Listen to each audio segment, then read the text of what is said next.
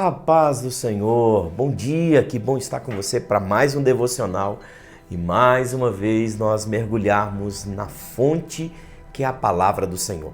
A cada encontro e a cada oportunidade eu tenho convicção de que Deus tem nos achado e tem colocado sobre nós o seu propósito, o seu desígnio e o seu querer. E hoje, mais uma vez, eu quero com vocês mergulhar em mais uma palavra do Senhor, em mais um lugar onde o Senhor quer, de alguma maneira, confrontar a minha vida e me conduzir para o centro da vontade dEle. Sabe, eu fiquei pensando aqui hoje, imagine esta cena. Eu quero começar esse devocional falando com você sobre esse compromisso de termos com Deus e com o seu reino, além de apenas contemplarmos as boas dádivas do céu. O compromisso de colocarmos a nossa mão naquilo que Deus quer realizar na terra. Mas me deixa te enquadrar, te colocar dentro de um cenário. Imagine que você resolva fazer uma obra, construir uma casa, um prédio, um edifício, um barracão comercial, seja lá qual tipo de construção você faça. Aí você vai fazer o planejamento, vai achar a área que você quer, comprar o terreno, adquirir o lugar que você quer construir. E aí você contrata um engenheiro. O engenheiro vai proceder todas as coisas que são necessárias. Vai fazer o projeto, estabelecer a planta, pedir as aprovações. E então você contrata alguém que vai executar aquela mão de obra ou aquela construção. Bom, esse é o cenário perfeito. Imagine que o dia do início desta obra está aos pés, está pronto, chegou o dia. Começa hoje a grande construção. Há uma expectativa, sonhos, propósitos, financiamentos, recursos que foram investidos, enfim, tudo aquilo que você gastou, investiu para que esta obra pudesse acontecer. Bom, naquele dia, o engenheiro chama toda a equipe, pedreiros, serventes, todos aqueles que estão envolvidos naquela obra. Chega-se os materiais de construção, aquilo que precisa para que aquela obra possa acontecer, ser feita. Então tudo está reunido no mesmo lugar. O lugar perfeito que você escolheu, o projeto que você decidiu, as pessoas que vão trabalhar, aquilo que é necessário para que elas produzam tudo que foi projetado, sonhado e planejado. Você tem alguém que arquitetou, estabeleceu, pôs a visão no papel, estabeleceu todo o caminho, enfim, tudo está pronto. Então o engenheiro chega, chama a equipe de obra e diz: olha, nós vamos começar fazendo isso, esse é o projeto, esse é o propósito, aqui está o nosso mecanismo de construção, vamos colocar a mãos às obras. Bom, a partir daí, o engenheiro vira as costas, ele vai embora, fecha-se o portão e todos os trabalhadores estão sentados, olhando para o portão. Ninguém faz nada. Ninguém toma uma atitude. O material está lá. Os trabalhadores estão convocados e contratados. Todas as pessoas estão prontas e o lugar está pronto para ser trabalhado, ser edificado. Mas ninguém toma uma atitude. Então, o engenheiro volta algum tempo depois e faz a seguinte pergunta: ora, por que vocês não começaram a obra? É com esse exemplo tão pequeno e tão simples que eu quero te fazer a mesma pergunta. Eu quero voltar essa palavra ao teu coração. Eu quero voltar essa palavra para a tua vida. E não pense que essa é uma palavra que confronta apenas você. Se você puder abrir a sua Bíblia comigo, eu quero ler um texto com você. Atos, capítulo de número 1. Eu quero que você pegue a sua Bíblia para a gente ler juntos alguns versículos.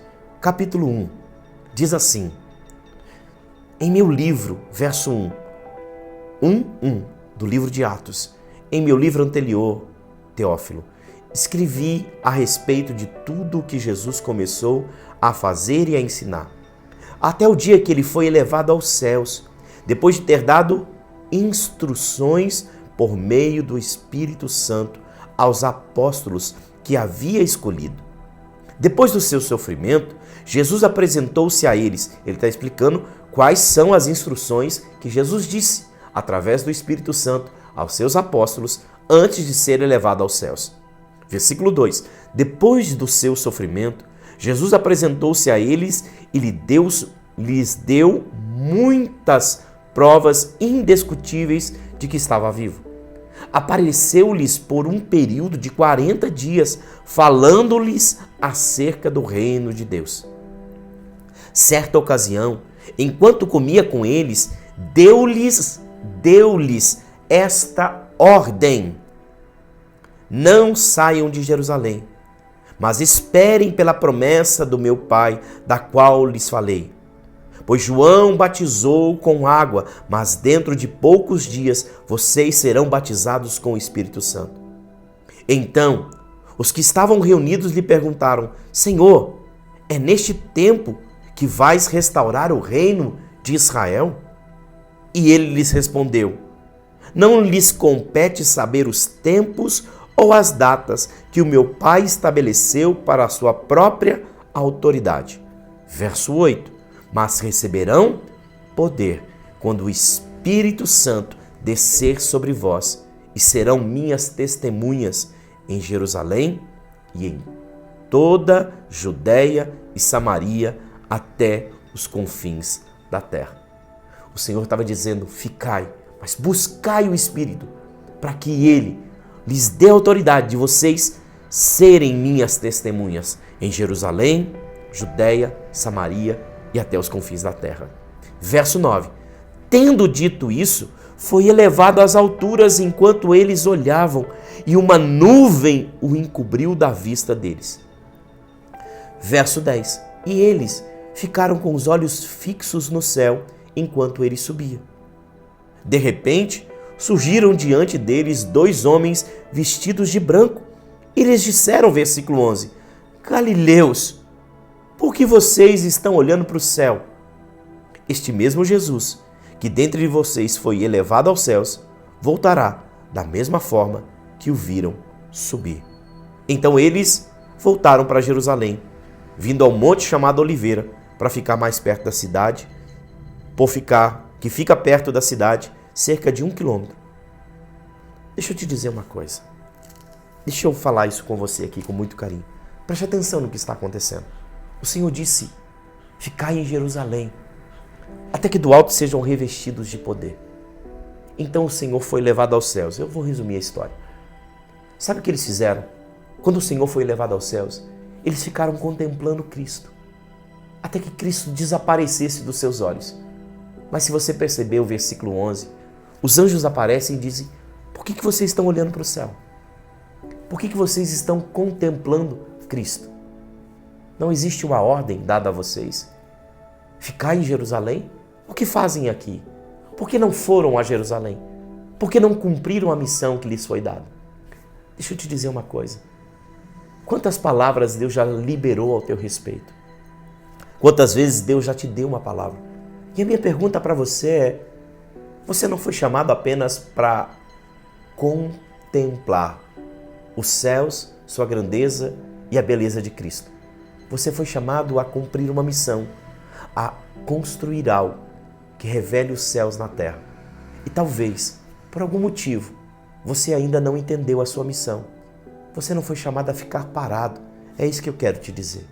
Você não foi chamado a ficar olhando para as coisas que acontecem na vida. Você foi chamado a tocar a vida de pessoas, a tocar na terra as revelações que do céu vieram sobre você. Então se revista de poder. Busque o lugar onde Deus tem falado com você. Eu quero te dar um conselho de sabedoria. Sabe, existe uma hora que você não pode ficar só achando que Deus vai conduzir a sua vida por meio de algumas ou outras movimentações. Está na hora de você buscar um lugar que te afie no Senhor, que te molde em Cristo, que te direcione, que te impulsione para as coisas do céu. Mas acima de tudo, mais do que ficar só observando, talvez seja a hora de você tirar os olhos do céu e começar a completar ou contemplar a missão que lhe foi dada na terra. Olhar para o céu é necessário, reconhecer que do céu vem toda a grandeza de Deus sobre a nossa vida, mas também é muito mais necessário cumprir toda a missão que o céu nos entregou. Eu espero que você tenha discernido o que eu te disse aqui. Eu espero que esse devocional faça muito sentido ao teu coração e que ele te impulsione a receber de Deus não apenas uma palavra de glorificação, mas acima de tudo, uma missão para que você execute com graça, com disponibilidade, mas com toda a entrega da sua vida, da sua alma, do seu corpo. Que Deus abençoe você, que Deus te direcione em tudo e que a paz, que excede todo entendimento, continue sendo revelada ao teu coração. Que a graça de Cristo seja impulsionada e que você faça esse vídeo, como todos os demais que nós já percorremos até aqui, chegar ao coração de outras pessoas e assim ganharmos cada vez mais vidas para que o reino dos céus seja pavimentado e conhecido na terra. Que Deus te abençoe, em nome de Jesus.